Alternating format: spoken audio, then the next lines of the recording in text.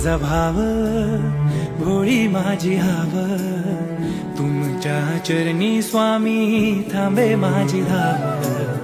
तुम्हा सार ठाव माझं नाव गाव, गालान माझं स्वामी ऐकून घ्यावं. संकट सारे आमचे प्रचिती येई स्वामी जगन्नाथाची.